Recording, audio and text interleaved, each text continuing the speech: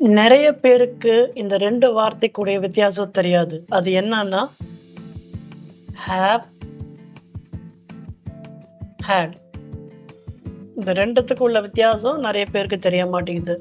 அதை இன்னைக்கு நான் சொல்லித் தரேன்.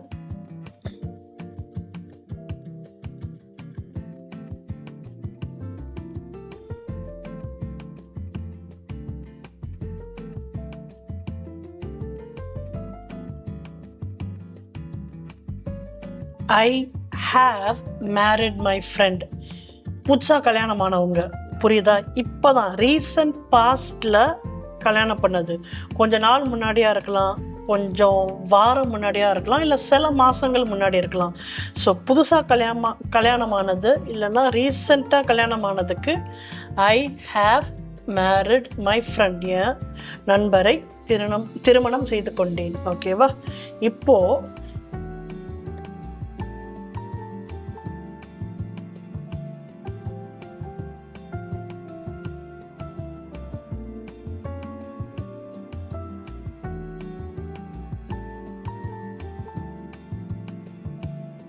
இது கொஞ்சம் இக்கட்டான வார்த்தை. ஐ ஹேட் மேரிட் மை ஃப்ரெண்ட் அப்படின்னா கல்யாணமாய் ஒரு தம்பதியாக வாழ்ந்தீங்க, ஆனால் இப்போ கிடையாது. திரும்பவும் சொல்கிறேன், இது பாஸ்டில் நடந்த சம்பவமாக இருந்தாலும் ரீசன்ட் பாஸ்டில் நடந்தது. இப்போவும் கல்யாணமானவர்களாக சேர்ந்து வாழ்கிறாங்க. ஓகேவா? ஐ ஹேட் மேரிட் மை ஃப்ரெண்ட் அப்படின்னா கல்யாணம் பண்ணிங்க, ஆனால் இப்போது கல்யாணமாய் சேர்ந்து இல்லை. சுருக்கமாக சொல்லணும்னா டிவோர்ஸ். ஓகே, அதுதான் மீனிங்கு. ஸோ பார்த்து ஹேவையும் ஹேடையும் யூஸ் பண்ணுங்க. ஹேடுக்கு இன்னொரு மீனிங் இருக்குது, நல்லா பாருங்கள்.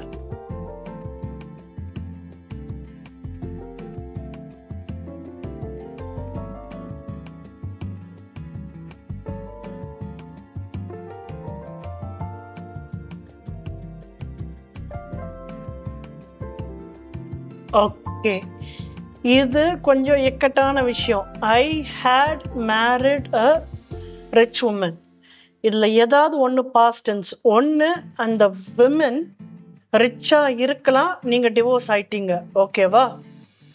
இல்லை ரெண்டாவது மீனிங், இன்னும் நீங்கள் கல்யாணமான தம்பதியர்களாக இருக்கீங்க, பட் அந்த ரிச் உமன் இப்போ ரிச் இல்லை, ஏதோ மிடில் கிளாஸ் இல்லைன்னா புவர். இந்த அர்த்தமும் இருக்குது.